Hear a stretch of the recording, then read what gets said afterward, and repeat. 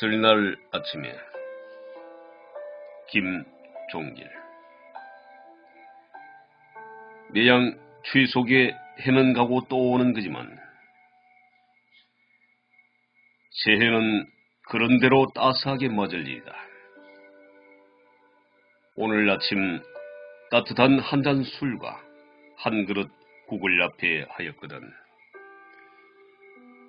그것만으로도 푸지고 고마운 일이라 생각하라.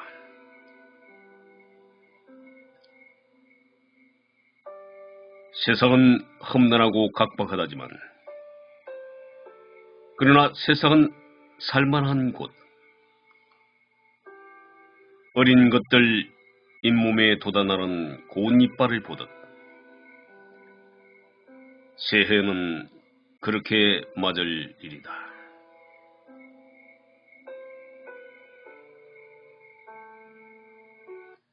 네, 안녕하세요. 임상현 소설가입니다. 오늘은 김종길 시인님의 설날 아침에 라는 시를 낭송하며 오늘의 3분 고사성을 이어가고자 합니다. 성하염열, 한자로는 성할성 여름하, 불꽃염 더울열, 한여름에 몹시 심한 더위를 뜻합니다. 성하지맹, 한자로는 성성아래하, 의지 맹시할맹, 성 아래에서 맺는 맥락이란 뜻으로 적에게 항복하고 체결하는 굴욕적인 광화를 말합니다. 유래를 살펴보겠습니다. 전주시대 초나라 무왕 때 이야기입니다. 무왕은 호북성의 문나라를 쳐부수고자 군대를 파견했습니다.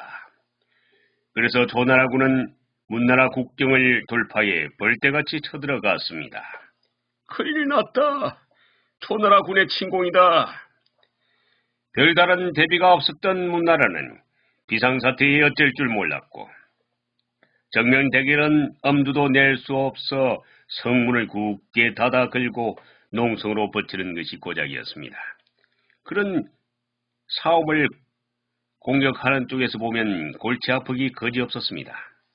한바탕 속전속결로 끝내버리면 좋으련만 지구전으로 발전하게 되면 사기도 떨어지고 군량 보급에도 큰 문제가 생기게 되는 것입니다. 시를 끌 수 없다. 총공격으로 성을 함락하라. 초나라 대장은 추상 같은 족전으로 공성작전을 서둘렀지만 성을 의지해서 싸우는 쪽과 그렇지 못한 쪽의 효율성 차이는 실제 전력의 차이를 좁히고도 남음이 있었습니다. 초나라군은 몇 번이고 필사적인 공격을 퍼부었으나 문나라군의 결사적인 방어에 부딪혀 끝내 성벽을 넘지 못하고 많은 사상자만 낼 뿐이었습니다. 마음이 급해진 초나라군 대장은 공격을 일단 멈추고 남문 근처의 진지를 구축하여 병사들을 쉬게 하는 한편 서울로 파발을 띄워 임금에게 전황을 보고하고 대책을 물었습니다. 보고를 접한 초나라 조정에서는 곧 대책회의가 열렸습니다. 문나라 도성에 도달한 우리 병사들이 마지막 단계를 넘지 못하여 고난을 겪고 있는 모양이요. 무슨 신통한 방책이 없었겠소. 왕이 대신들을 내려다보며 묻자 모두들 서로 얼굴만 쳐다보는 가운데 장군 구라가 앞으로 나와서 아뢰었습니다. 문나라 사람들은 성격이 고지곧대로에다 단순해서 계략에 밟지 못한 것으로 알고 있습니다. 따라서 속임수를 쓰는 것이 좋겠습니다. 속임수라. 소장이 파발편에 마땅한 계책을 알려서 보내겠습니다. 무왕은 기뻐하며 허락했습니다.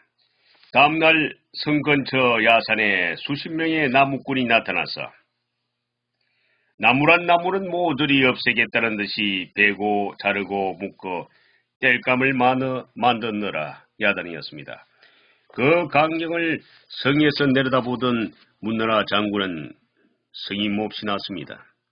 아니, 싸움이 한창인 곳에 와서 나무를 하다니 저런 미련한 놈들이 다 있나.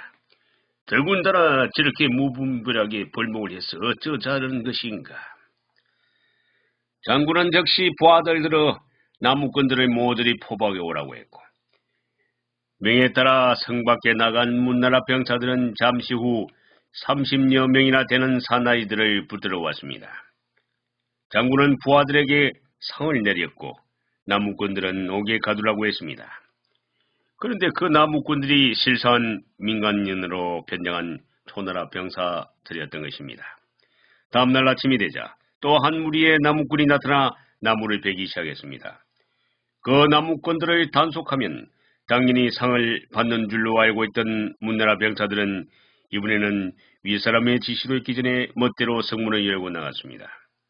그것이 한쪽에는 위기이자 한쪽에는 계의였습니다.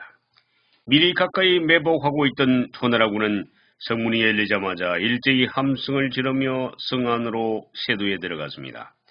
눈 깜짝할 사이에 성문을 점령한 초나라군은 열쇠를 몰아 대궐로 달려갔고, 그야말로 속수무책으로 당한 문나라 임금은 할 수 없이 성 아래에서 굴욕적인 항복 광화를 맺어야만 했다고 합니다. 네, 오늘은 여기까지입니다. 오늘도 대단히 수고하셨습니다. 내용이 좋다면 좋아요와 구독을 부탁드립니다. 오늘도 멋진 하루 되세요. 감사합니다.